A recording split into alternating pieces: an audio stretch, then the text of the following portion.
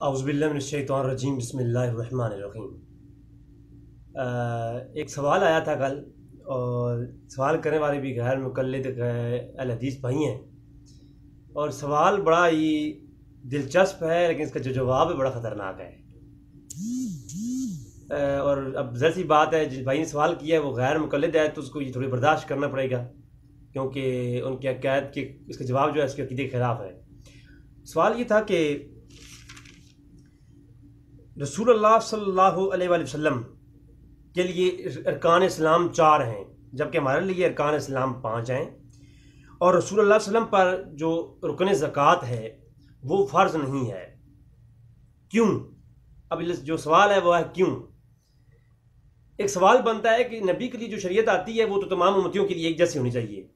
جو نبی امت کے لیے شریعت لاتا ہے تو اس پہ خود بھی کاربند ہوتا ہے، جبکہ یہ کیا ہے کہ رسول اللہ صلی اللہ علیہ وسلم پر خود زکوٰۃ فرض نہیں۔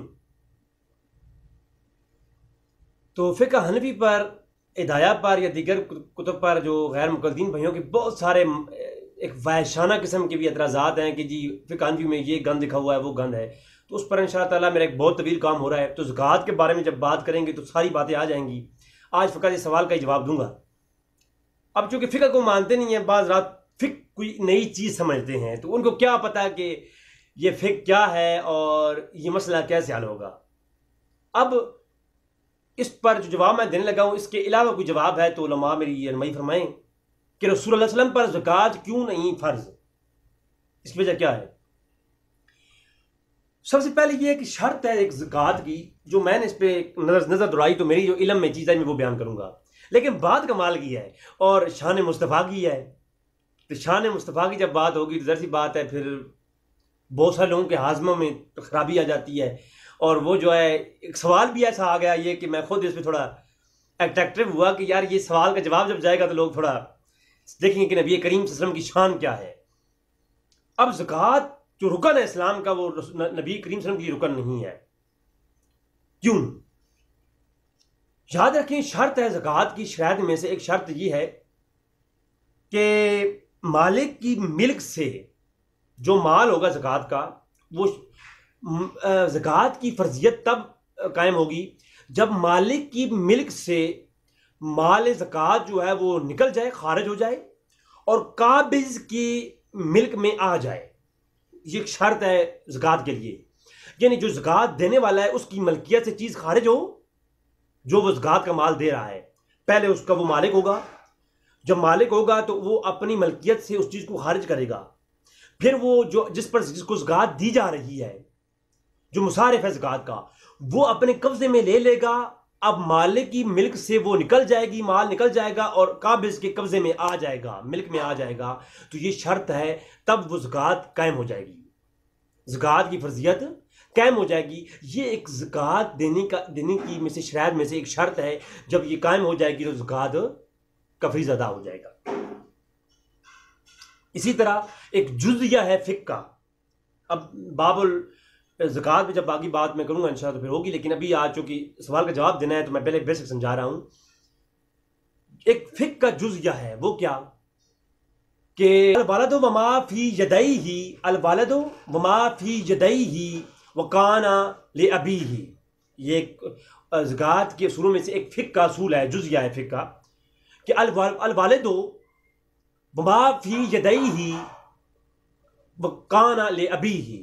جو بیٹے کا ہے وہ باپ کی ملکیت ہے، جو کچھ بیٹے کا ہوتا ہے وہ کیا ہوتا ہے، وہ بیٹے کی ساری ملکیت باپ کی ملکیت ہے، اور باپ کی ساری ملکیت بیٹے کی ملکیت ہے، ایک اصول ہے۔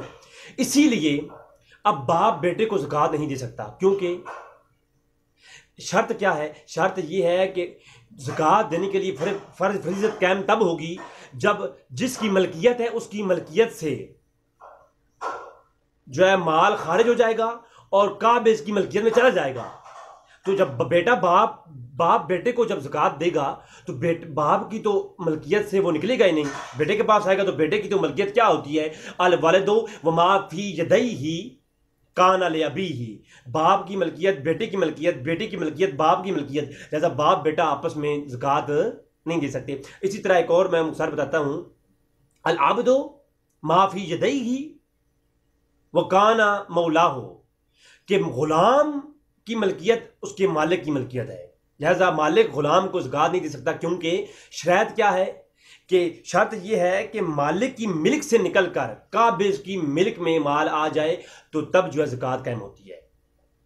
تو جب مالک اپنے غلام کو زکوٰۃ دے گا تو غلام تو آلریڈی اس کے غلام ہے، ساری ملکیت غلام کی اس کی ملکیت ہے، تو یہ ملکیت واپس اسی کے پاس رہے گی، اس کی سے خارج نہیں ہوگی، لہٰذا اس کی ملکیت سے خارج ہونا مال کا یہ شرط ہے کس چیز کا؟ زکوٰۃ کی فرضیت کے لیے۔ اب یہ قانون سمجھ آ گیا؟ اب یہ سوال پیدا ہوتا ہے کہ رسول اللہ علیہ وسلم کی زکوٰۃ کیوں نہیں ہے؟ تو بھائی مالکوں کی ملکیت سے کچھ خارج ہوگا تو زکوٰۃ فرض ہوگی نا۔ پتہ نہیں میرے لفظ سمجھ آئیں گے نہیں آئیں گے؟ جب اختیار سے اپنے اختیار سے اپنی ملک سے کوئی چیز نکل کر بید خارج ہو جائے گی اور قابض کی ملکیت میں آئے گی تو جو ہے فرضیت زکوٰۃ قائم ہوگی۔ رسول اللہ علیہ وسلم تو اس کائنات کے مالک ہیں، جس کو زکوٰۃ دینی ہے اس کے بھی مالک ہیں، جہاں جو کچھ اپنے پاس ہے اس کی بھی وہ بھی ان کا ہی ہے، تو ملکیت سے بیر جائے گی زکوٰۃ کا جو ہے شرط زکوٰۃ پوری ہوگی اور فرضیت قائم ہوگی۔ تو یہ سارا کچھ تو ہے ہی رسول اللہ کا، حضور تو رحمت العالمین ہے، تو عالمین کے ذرے ذرے پر حضور کی ملکیت ہے، کیونکہ جو رحم ہوتا ہے مہربانی کرنے والا ہوتا ہے وہ جس پر رحم ہو رہا ہوتا ہے اس سے بڑا ہوتا ہے، تو لہٰذا رسول اللہ اس کائنات کے سب سے بڑے ہیں اور اس کائنات کے اوپر رسول اللہ کی ہر چیز پر ملکیت اور اختیار ہے۔ تو اب حضور کس کو دیں زکوٰۃ کہ حضور کی ملکیت سے نکلے اور اس تک جائے اور زکوٰۃ جو ہے یہ زکوٰۃ کی شرط پوری ہو۔ لہذا رسول صلی اللہ علیہ وسلم کی شان ایسی ہے کہ ہر چیز حضور کی ملک میں ہے، یہ نباتات ہر ذرہ ذرہ حضور کی ملکیت میں سے ہے۔ حضور کسی ایک غلام کو زکوٰۃ دیں گے بھی تو وہ بھی حضور کی اپنی ہی ہوگی، لہذا حضور کی ملک سے جب نکلے گا نہیں تو حضور پر زکوٰۃ کیسے فرض ہوگی؟ لہٰذا یہ سوال تھا تو میں نے کہا چلو مختصراً اس کا جواب دے دوں کہ زکوٰۃ کی فرائضی میں سے ایک یہ میں مختصراً بیان کر دیا، زیادہ وضاحت نہیں کروں گا، پھر فتوے آ جاتے ہیں اور میں اتحاد کا کام کر رہا ہوں۔ تو بھئی حضور کی یہ شان ہے کہ حضور کس کو زکوٰۃ دیں کہ حضور کی ملکیت سے نکلے اور قابض کی قبض میں آئے، جس کو دیں گے وہ حضور کی ہوگی، کیونکہ ہر شے حضور کے اختیار میں ہے، ہر شے کے ملکیت حضور کی ملکیت ہے، ہر چیز کا خزانہ ہر چیز پر حضور کی ملکیت ہے۔ تو حضور کی ملکیت سے نکل کر حضور کس کو دیں گے؟ ان عالمین کے بہر جا کر کسی کو دیں تو شاید وہ پھر زکوٰۃ کا فریضہ ہو۔ اس کائنات اس رحمان کے عالمین کے اندر ہر شے حضور کی ملکیت ہے، تو اپنی ملکیت سے نکل کر کس کی ملکیت میں جائے گی کہ زکوٰۃ کی ادائیگی ہوگی؟ وما علینا الا البلاغ المبین۔